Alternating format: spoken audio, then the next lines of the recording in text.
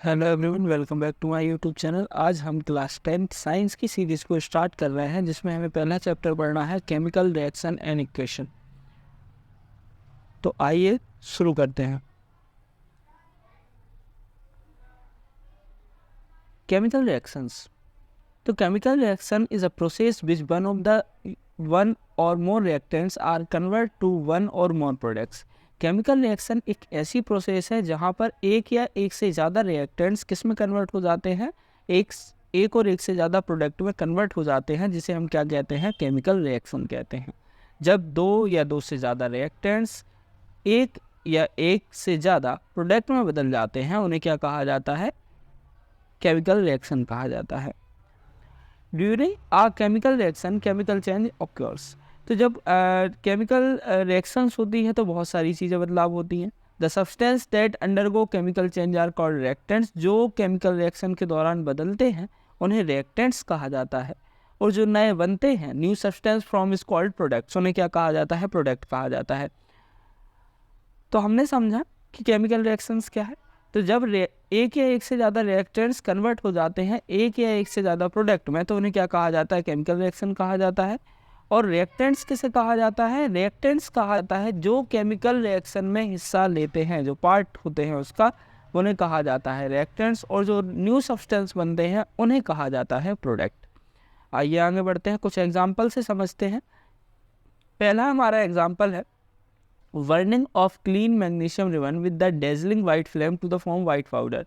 जब हम magnesium ribbon को जलाते हैं, तो जलने के बाद वो वाइट फ्लेम में जलती है, और जलने के बाद वो देती है वाइट पाउडर, जिसे हम मैग्नीशियम ऑक्साइड कहते हैं। ठीक है।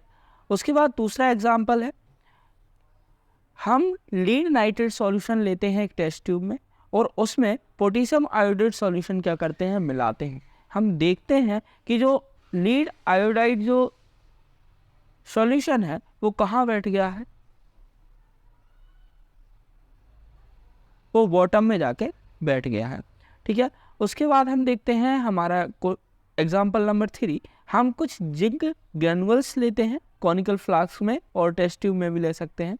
ऐड डिल्यूट HCl या H2SO4। हमको HCl लेना है, H2SO4 लेना है, और उसमें ऐड कर देना है। Bubbles are observe around zinc granules due to release of hydrogen gas. फिर आप देखोगे कि जिंक के टुकड़े हैं उनके आसपास बबल्स उठने लगते हैं, जो किसके बबल्स होते हैं, हाइड्रोजन गैस के रिलीज होने के बबल्स होते हैं। Conical flask become hot. और जो कॉनिकल फ्लास्क आपने जिसमें ली थी वो थोड़ी थोड़ी कैसी होने लगती है, गर्म होने लगती है। ठीक है। तो हमने ये तीनों क्यों समझे हैं, अभी एग्जाम्पल हम इनके बारे में भी आगे बात करेंगे। तो ये हम इसलिए समझ रहे थे कि जब भी कोई केमिकल रिएक्शन होती है तो उसमें कितनी चीज़ें होती हैं, तो उसमें स्टेट चेंज होती है। जैसे एक मैग्नीशियम रिबन ली थी हमने, तो वो किस में बदल गई थी, पाउडर में चेंज हो गई थी। ठीक है। चेंज इन कलर में चेंज होते हैं, जैसे अभी हमने देखा कि येलो कलर चेंज हो गया था। एवोल्यूशन ऑफ गैस निकलती है, अभी हमने देखा जिंक और H2SO4 दोनों को जब हमने देखा तो एवोल्यूशन ऑफ गैस हुई थी, हाइड्रोजन गैस बनी थी। और टेम्परेचर में बहुत चेंजेस होते हैं, क्योंकि अभी हमने देखा कि जो टेस्ट ट्यूब थी वो गर्म हो गई थी। तो इतनी चीज़ें होती है किसी भी केमिकल रिएक्शंस के दौरान होती हैं। ठीक है। आइए समझते हैं केमिकल इक्वेशंस को और अच्छे से। The descriptions of chemical reaction can be written in a shorter form, the simple way word equation. जब भी आप किसी केमिकल रिएक्शन को रिटर्न करते हैं शॉर्टर फॉर्म में या सिंपलेस्ट वे में वर्ड, तो उसे कहा जाता है वर्ड इक्वेशन। क्या कहा जाता है उसे, वर्ड इक्वेशन कहा जाता है। जब भी हम किसी केमिकल रिएक्शन को डिस्क्रिप्शंस करते हैं और उसे शॉर्टर फॉर्म में लिखते हैं तो उसे कहा जाता है वर्ड इक्वेशन। एग्जांपल आप यहाँ पे दे सकते हैं, दो लिखे हुए हैं, मैग्नीशियम प्लस ऑक्सीजन, फिर है मैग्नीशियम ऑक्साइड जो बनता है, गिव्स टू मैग्नीशियम ऑक्साइड। तो मैग्नीशियम और ऑक्सीजन यहाँ पर रिएक्टेंट्स है, और मैग्नीशियम ऑक्साइड जो बन रहा है वो क्या है, प्रोडक्ट है। The reactants are written on left hand side. जो रिएक्टेंट्स हैं उनको कहाँ लिखा जाता है, लेफ्ट हैंड साइड लिखा जाता है। LHS with the plus sign in between them, दोनों के बीच प्लस का साइन लगाया जाता है, जो कि आप यहाँ पर देख सकते हैं। उसके बाद हमारा जो product are written on the left side, देखो प्रोडक्ट को लेफ्ट साइड लिखा जाता है। ठीक है। RHS with a plus sign between them, अगर एक से ज़्यादा प्रोडक्ट होते हैं तो उनके बीच भी किसका साइन लगाया जाता है, प्लस का साइन लगाया जाता है। ये आप देख सकते हैं, ये LHS है और ये RHS है, तो आप दोनों चीज़ों को यहाँ पर देख सकते हैं। The arrow head point toward the product so the direction of the reactions. और यहाँ पर जो बीच में जो साइन होता है उसे बताया जाता है कि जो डायरेक्शन है केमिकल इक्वेशन की वो किस तरफ हो रही है। तो ये डायरेक्शन जो है ये साइन आपको बता रहा है कि वो इस तरफ की तरफ डायरेक्शन हो रही है, मतलब कि ये इस तरफ प्रोडक्ट होंगे और इस तरफ क्या होगा, इस तरफ ये प्रोडक्ट है और जो LHS है ये रिएक्टेंट्स है। तो हमने तीनों चीज़ें अच्छे से समझ ली हैं। उसके बाद देखिए राइटिंग आ केमिकल इक्वेशन। तो chemical equation can be simplify via using chemical formula. Chemical equation को किस तरीके से राइट किया जाता है, उसको यूज किया जाता है, सिंपल केमिकल फार्मूला को लिख लिया जाता है। A chemical equation represent a chemical reaction. Chemical equation को रिप्रेजेंट किया जाता है, रिप्रेजेंट आ केमिकल रिएक्शन को रिप्रेजेंट किया जाता है केमिकल इक्वेशन के द्वारा। ठीक है, अब यहाँ पर जो दिखा है अभी हमने लिखा था वो वर्ड में जो हमने पढ़ा था, इसके बाद ये लिखा है केमिकल फार्मूले के तरीके से कि Mg जो है वो मैग्नीशियम का केमिकल फार्मूला है और ऑक्सीजन का है O2, जो भी बना था मैग्नीशियम ऑक्साइड वो है MgO। If the number of atom each element is not same on LHS और RHS। अब थोड़ी नई बात आ गई है कि क्या दोनों तरफ जो एटम्स होते हैं वो बराबर होते हैं। हाँ, दोनों तरफ जो एटम्स होते हैं वो बराबर होते हैं। अगर बराबर नहीं होते तो क्या कहते हैं, और अगर बराबर होते हैं LHS और RHS साइड तो क्या कहते हैं। तो द इक्वेशन अनबैलेंस, अगर बैलेंस नहीं होगी, अगर LHS और RHS दोनों तरफ आपके एटम्स बराबर नहीं हैं, मतलब प्रोडक्ट साइड और रिएक्टेंट साइड अगर एटम्स बराबर नहीं हैं तो उसे अनबैलेंस्ड कहते हैं, या फिर उसे कहा जाता है स्केलेटल केमिकल इक्वेशन। क्या कहा जाता है बच्चों, उसे कहा जाता है स्केलेटल केमिकल इक्वेशन।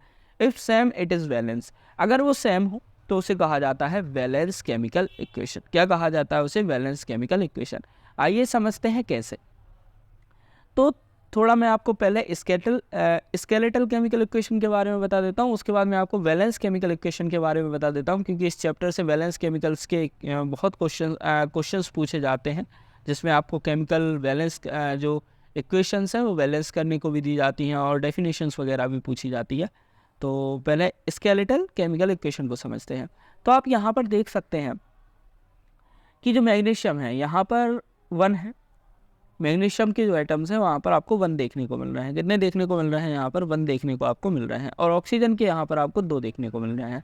वहीं अगर हम बात करें प्रोडक्ट साइड, जो कि RHS साइड है हमारा, यहाँ मैग्नीशियम का भी 1 है और ऑक्सीजन का भी 1 है। तो ये दोनों बैलेंस नहीं है। यहाँ टोटल जो है मिला के दोनों को 3 हो रहे हैं और यहाँ टोटल मिला के हो रहे हैं 2, तो ये बैलेंस नहीं है। इसी अनबैलेंस को कहा जाता है skeletal chemical equation. I hope आपको ये बात समझ में आई होगी। उसके बाद हम चलते हैं बैलेंस साइड और इसको समझते हैं कि ये किस तरीके से बैलेंस है। तो यहाँ आपको दिख रहे होंगे मैग्नीशियम के 2, बिल्कुल है मैग्नीशियम के 2, ऑक्सीजन के 2, तो ये टोटल जो है आपके रिएक्टेंट साइड हो जाते हैं 4। और यहाँ आप देख रहे हैं कि 2 MgO है, मतलब 2 ही Mg है और 2 ही क्या है, ऑक्सीजन है। तो अब दोनों जब यहाँ 2 है तो इस तरफ भी कितने हो गए, 4 हो गए, तो ये बैलेंस है। इसे कहा जाता है बैलेंस केमिकल इक्वेशन।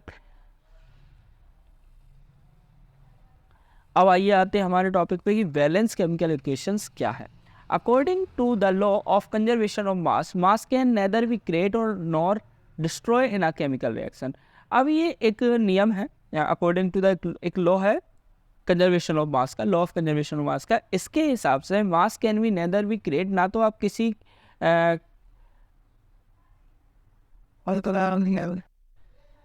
ये नियम कहता है कि ना आप किसी मास को क्रिएट कर सकते हो और ना किसी को डिस्ट्रॉय कर सकते हो केमिकल रिएक्शन में। मतलब केमिकल रिएक्शन में पार्ट ले रहे एलिमेंट्स के मास को ना तो डिस्ट्रॉय किया जा सकता है और ना ही क्रिएट किया जा सकता है।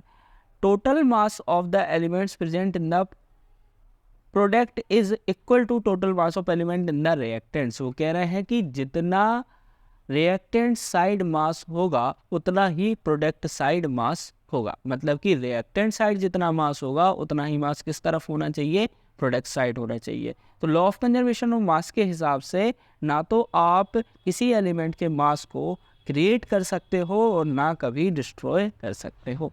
तो number of atom each element remain the same before after a chemical reaction. तो वो कह रहे हैं number of atoms each element remain the same before after a chemical reaction, मतलब कि उतना ही होगा जितना उसमें है। किसी भी केमिकल रिएक्शन में रिएक्टेंट साइड जितना मास है, एटम्स ऑफ नंबर है, नंबर ऑफ एटम्स है, वो उतने प्रोडक्ट साइड भी उतने ही होंगे। Skeletal chemical equation must be balance, तो हमें कभी भी क्या करना पड़ता है, जो स्केलेटल केमिकल इक्वेशन है उसको क्या करना पड़ता है, बैलेंस करना पड़ता है। तो हमें उसे बैलेंस करना पड़ता है। Word equation of chemical reaction जैसे ये लिखी है कि zinc plus sulphuric acid plus zinc sulphate plus hydrogen, it is represented by the following equation. अब हमें इसे क्या करना पड़ेगा, बैलेंस देखना पड़ेगा ये बैलेंस है या नहीं है। तो हम कैसे देखते हैं, आइए समझते हैं। तो ये एक तरीका है बैलेंस देखने का। तो देखिएगा, जिंक का एक बिल्कुल लिखा हुआ है, कोई दिक्कत वाली बात नहीं है। देखिए जिंक का एक हो गया, उसके बाद यहाँ हाइड्रोजन ले लेते हैं, पहले लिख लेते हैं सभी जिंक हाइड्रोजन, ठीक है, ये सभी लिख लेते हैं एक बार। तो ये लिखे हुए हैं, आप देख सकते हैं यहाँ पर, ये इस तरीके से लिखे हुए हैं, ठीक है। तो यहाँ पर जिंक का हो गया, हाइड्रोजन का हो गया, सल्फर का हो गया, ऑक्सीजन का हो गया, सभी के ये हो गए, यहाँ पर लिख लिया है। इस तरफ देख लेते हैं, यहाँ जिंक का 1 है, बिल्कुल है। यहाँ सोडियम हाइड्रोजन का 2 है, बिल्कुल है। उसके बाद यहाँ पर जो सल्फ़र है उसका 1 है, बिल्कुल 1 है, और यहाँ पर 4 है। तो 10 it is a valence chemical equation. तो ये एक वैलेंस केमिकल इक्वेशन है। अगर ना होती तो हमें इसे क्या करना पड़ता, बैलेंस करना पड़ता। किसकी वजह से, लॉ ऑफ कंजर्वेशन ऑफ मास की वजह से हमें इसे क्या करना पड़ता, बैलेंस करना पड़ता। ठीक है, तो आइए थोड़ा सा आगे चलते हैं। Step of balancing a chemical equation, hit and trial method जिसे कहते हैं। तो हिट एंड ट्रायल मेथड से हम इसे बैलेंस करना सीखते हैं। तो हम इसे बैलेंस करना सीखेंगे। Balance a chemical equation using least whole number coefficient. हम इसे कैसे बैलेंस करते हैं, आपने कोफिशिएंट तो पढ़ा होगा। कोफिशिएंट की बेसिस पर हम इसे क्या करते हैं, बैलेंस करते हैं। तो हमें एक बॉक्स ड्रॉ कर लेना है, जैसे ये स्टेप 2 आप जो देख रहे हैं।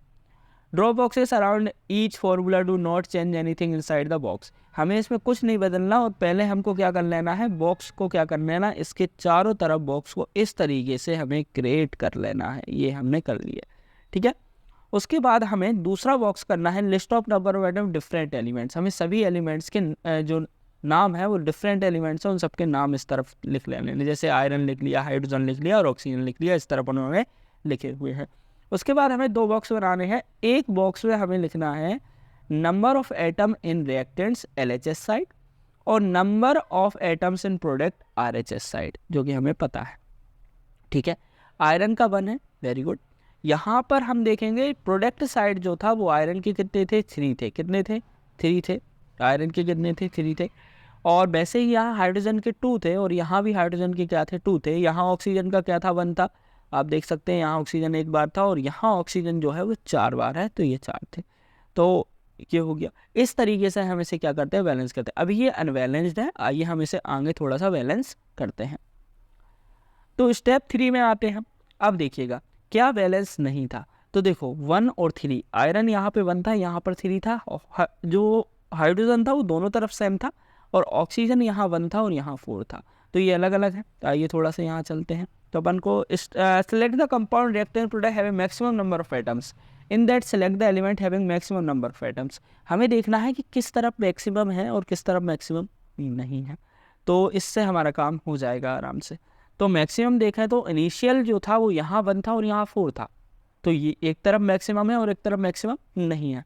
तो बैलेंस करने के लिए क्या करते हैं, हम इसमें 4 का मल्टीप्लाई कर देते हैं जिसमें नहीं है। तो हम जैसे ही हमने इसमें 4 का मल्टीप्लाई किया, यहाँ पर जैसे ही हमने 4 का मल्टीप्लाई किया तो 4H2O हो गया। अब जो हाइड्रोजन था वो 8 हो गया, और यहाँ आप देख रहे हो कि यहाँ पर तो क्या है, यहाँ हाइड्रोजन कितना हो गया, 8 हो गया। यहाँ पर हाइड्रोजन कितना हो गया आपका, 8 हो गया। और ऑक्सीजन कितना हो गया, ऑक्सीजन की अगर हम बात करें, ऑक्सीजन 4 हो गया है, और जो हाइड्रोजन है वो कितना हो गया, 8 हो गया है। लेकिन इस तरफ ऑक्सीजन तो ठीक है, लेकिन यहाँ पर हाइड्रोजन 2 है। अब इस हाइड्रोजन को अगर आपको कितना करना है, इस हाइड्रोजन को अगर आपको कितना करना, 8 करना है, तो आप क्या कर सकते हो, इसमें 4 का कोफिशिएंट वाला मल्टीप्लाई है, से 4H2, तो ये क्या हो जाएगी, बैलेंस हो जाएगी। तो इसे बैलेंस करने के लिए मैं आपको अलग से दिखा देता हूँ थोड़ा सा। ये लिखी हुई है Fe प्लस, ठीक है, H2O थी, ठीक है, H2O थी। उसके बाद ये था, कैसे था, Fe3 थी और O4 था और H2 था, इस तरीके का था। तो अब उन्होंने क्या किया, यहाँ पर जो लीस्ट साइड अभी बात की हमने, एक तरफ कम होगा एक तरफ सबसे ज़्यादा होगा, यही सबसे बेटर तरीका होता है। तो मैक्सिमम वाले में आपको मल्टीप्लाई कर देता है, एक तरफ 1 था एक तरफ 4 था, तो हमने यहाँ 4 का मल्टीप्लाई कर दिया। अब ऑक्सीजन तो हमारी बराबर हो गई, लेकिन जो हाइड्रोजन थी, जो हमारी हाइड्रोजन थी वो क्या हो गई, हाइड्रोजन थोड़ी सी ज़्यादा हो गई, ठीक है। तो हमारी अगली स्टेप जो होगी उसमें हम उसको कवर कर देंगे। देखिए यहाँ ऐड हो गया, यहाँ ऐड करना है तो यहाँ कितने का मल्टीप्लाई कर देंगे हम, 2 का मल्टीप्लाई कर देंगे, ठीक है।